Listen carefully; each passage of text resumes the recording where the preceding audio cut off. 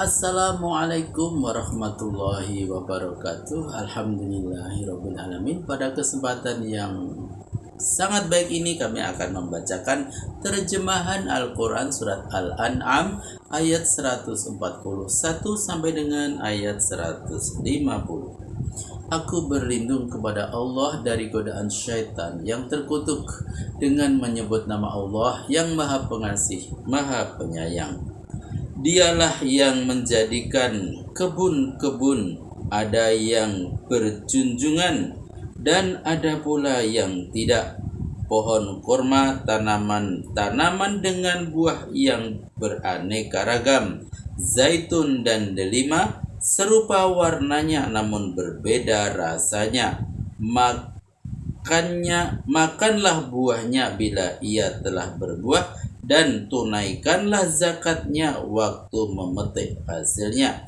Namun janganlah makan berlebih-lebihan. Sebenarnya Tuhan tidak menyukai orang yang berlebih-lebihan.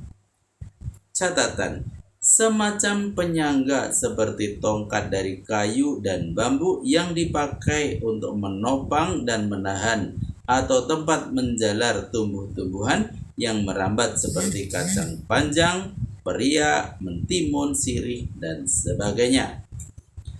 A. Tanaman kecil atau tidak bercabang, misalnya palawija dan sejenisnya. Tanaman besar yang bercabang, misalnya kurma, zaitun, mangga, durian, dan lain-lainnya.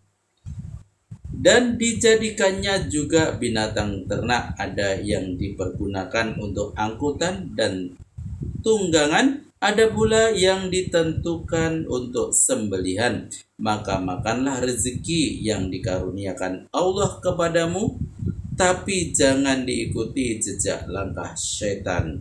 Sebenarnya syaitan itu musuh besarmu sejak dahulu. Catatan: maksudnya jangan menghalalkan yang diharamkan dan jangan mengharamkan yang dihalalkan seperti yang dilakukan orang Arab tempo dulu. Binatang ternak itu 8 ekor termasuk jodohnya, sama dengan 4 pasang, sejenis domba sepasang dan sejenis kambing sepasang. Tanyakan kepada mereka, yang diharamkan Tuhan itu apakah 2 yang jantan atau 2 yang betina, atau yang ada dalam kandungan 2 yang betina? Coba jelaskan kepadaku berdasarkan ilmu, jika kamu memang benar. Catatan: 2 pasang diantaranya sudah disebutkan pada ayat ini dan 2 pasang lagi pada ayat berikut. Ternak jenis ini termasuk jenis sembelihan.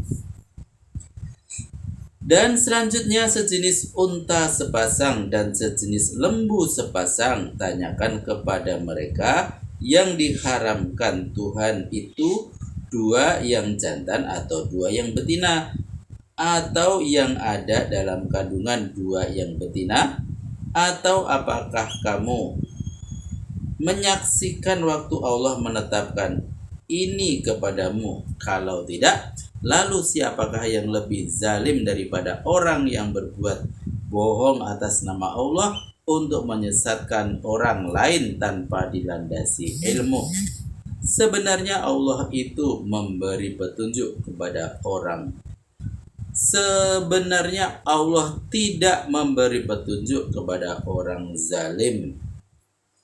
Katakanlah, hai Rasul, tiada kudapati dalam wahyu yang diturunkan kepadaku makanan yang diharamkan kepada orang yang ingin memakannya kecuali bangkai atau darah yang mengalir atau daging babi, sebab semuanya kotor. Bahkan lebih kotor lagi daging binatang yang disembelih atas nama lain selain nama Allah. Tapi barang siapa yang terpaksa memakannya bukan karena ingin dan bukan pula karena mau melanggar batas darurat, sungguh Tuhanmu Maha Pengampun dan Maha Penyayang. Catatan: ada Ada pengecualian sabda Rasulullah Shallallahu Alaihi Wasallam, dihalalkan bagi kita dua bangkai, yaitu bangkai ikan dan bangkai belalang, dan dua macam darah, yaitu hati dan limpa. Yang kedua, maksudnya boleh memakan makanan terlarang itu waktu darurat, dengan syarat tidak melebihi batas darurat, sekedar menghilangkan lapar jika makanan lain memang tidak ada.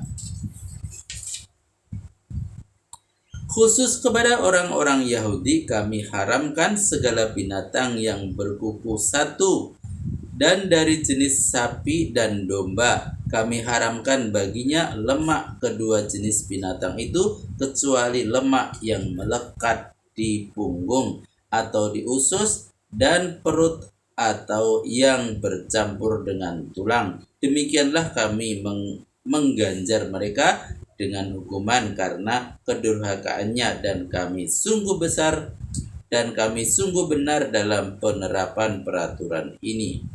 Catatan, maksudnya binatang-binatang yang anak-anak jarinya tidak dapat mengembang atau terpisah dari yang lain, seperti unta, kuda, burung unta, itik, dan lain sebagainya. Yang kedua, khusus tentang sapi dan domba yang boleh mereka makan halal hanyalah lemak yang melekat di punggung, di usus, di perut, atau yang bercampur dengan tulang. Selain itu tidak boleh. Andai kata mereka mendustakanmu, katakanlah Tuhanmu mempunyai rahmat yang luas, namun siksaannya tidak dapat ditolak oleh kaum yang berdosa. Catatan, ditujukan kepada orang Yahudi yang merasa keberatan terhadap larangan memakan daging beberapa jenis binatang sebagai hukuman kedurhakaannya, dan kedua kepada kaum musyrik Arab yang merasa keberatan tentang penjelasan hukum mengenai peraturan-peraturan yang mereka buat sekehendak hatinya. Yang kedua, Tuhan mempunyai rahmat yang luas, tidak berarti orang yang berdosa akan terhindar dari siksaannya. Orang-orang musyrik akan mengatakan, andai kata Allah menghendaki, niscaya kami dan bapak-bapak kami tidak akan mempersekutukannya dan tidak akan mengharamkan sesuatu apapun. Demikian pula orang-orang sebelum mereka telah mendustakan Rasulnya sampai mereka merasakan siksaan kami. Tanyakanlah, adakah kamu mempunyai sesuatu ilmu yang dapat diandalkan yang menerangkan bahwa Allah rela atas kemusyrikanmu? Kalau ada, tampilkanlah di hadapan kami. Kini ternyata kepercayaan dan pemikiran yang kamu ikuti itu berdasar pada dugaan belaka. Kamu hanya mengadu untung dengan menampilkan kebohongan. Katakanlah Allah adalah satu-satunya yang mempunyai dasar hukum yang sah dan berbobot tinggi mengenai pokok-pokok akidah dan peraturan syariat. Kalau Dia menghendaki, tentu kalian diberinya petunjuk. Catatan, petunjuk Allah dapat diterima oleh orang-orang yang ada kesediaan untuk menerimanya, menyukai kebenaran dan ingin mendapatkannya. Misalnya, didengarnya sebuah fatwa, lalu dengan kesadaran, ikhtiar dan kemauannya sesuai dengan fitrahnya, dipilih serta diikutinya mana yang baik dan ditinggalkannya mana yang buruk dari fatwa tersebut. Tapi kalau Allah menghendaki, Dia dapat saja menunjukimu di luar ketentuan yang berlaku pada alam malaikat, tidak mendurhakai perintah Allah dan patuh melaksanakannya tanpa ada kemauan dan berpikir untuk bertindak lain dari itu, sebagaimana yang diperlakukan pada alam manusia. Dengan demikian, iman dan taat yang ada padamu bukan iman dan taat yang timbul dari kesadaran, ikhtiar dan kemauan seperti halnya darah yang mengalir dalam tubuhmu tanpa kesadaran dan kemauan karena begitu sunnah yang berlaku baginya.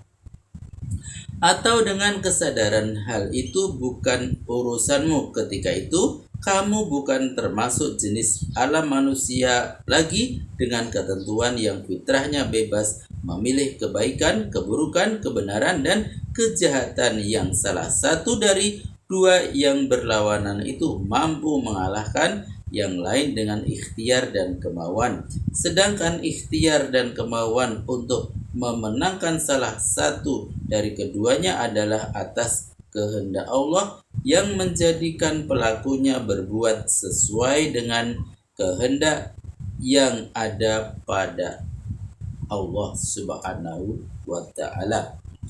Lalu katakan pula, coba tampilkan saksi-saksi dari para ilmuwan yang mampu memberikan kesaksian ilmiah bahwa Allah mengharamkan makanan yang kamu haramkan ini.